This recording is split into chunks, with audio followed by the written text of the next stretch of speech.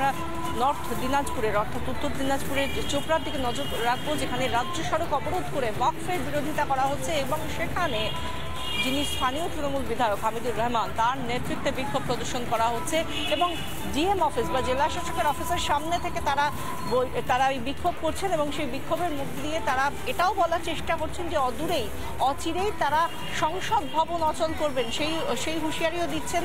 সংসদের বাইরে বিক্ষোভের হুঁশিয়ারিও দিচ্ছেন হামিদুর রহমান এবং তৃণমূলের যারা বিক্ষোভকারী তারা।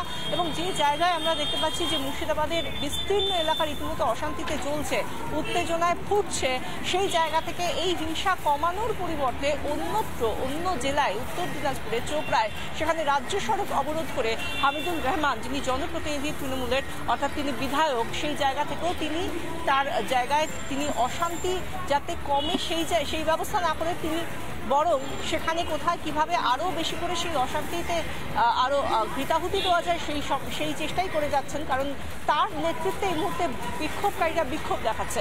আমাদের সঙ্গে আমরা কথা বলেছিলাম হামিদুর রহমানের সঙ্গে, তিনি ঠিক কি বলছেন শুনুন।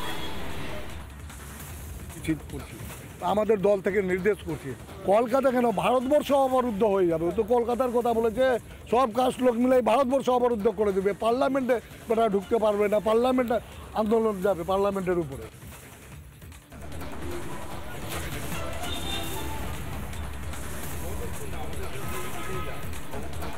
এবং যেখানে আমরা দেখতে পাচ্ছি আগুনে পুড়ছে মুর্শিদাবাদ, এতখানি হিংসা বারবার বিস্তীর্ণ এলাকা, সেখানে মুর্শিদাবাদে রীতিমতো অশান্তি পাকিয়েছে। এবার টার্গেট কোন জেলা রীতিমতো কপালে চিন্তার ভাঁজ গোয়েন্দারা এই মুহূর্তে ভাবছেন যে কি করে গোটা রাজ্যকে এই ওয়াকফ বিরোধিতার থেকে, এই আগুন থেকে, অশান্তির আঁচ থেকে বাঁচানো যায় একদিকে, এবং তার মধ্যেই তাদের যে বড় চিন্তা যে এরপর কোন জেলায় এই অশান্তির আঁচ পড়বে।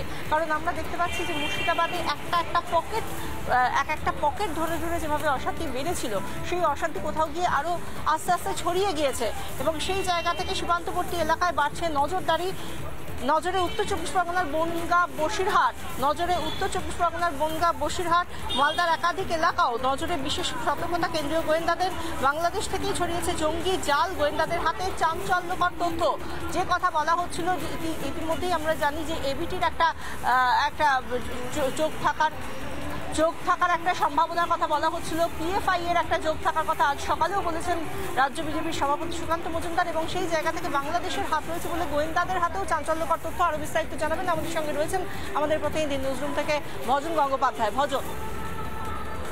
হ্যাঁ বিশাখা, তুমি একদম ঠিক কথাই বলেছো। যে তথ্য, গোয়েন্দা তথ্য যেটা আমাদের হাতে উঠে আসছে সেটা হচ্ছে খানিকটা এরকম যে মুর্শিদাবাদের বিস্তীর্ণ এলাকার পর এবার টার্গেট কোনগুলো।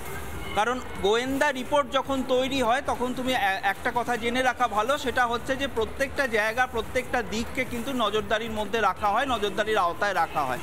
সেখান থেকে যেটা বলা হচ্ছে যে এবারেতে যে অঞ্চলগুলোর দিকে টার্গেট হতে পারে, আমি বারবার বলছি, যে অঞ্চলগুলোর দিকে টার্গেট হতে পারে তার মধ্যে যেরকম রয়েছে হচ্ছে বনগাঁ, তার মধ্যে যেরকম রয়েছে হচ্ছে বসিরহাট।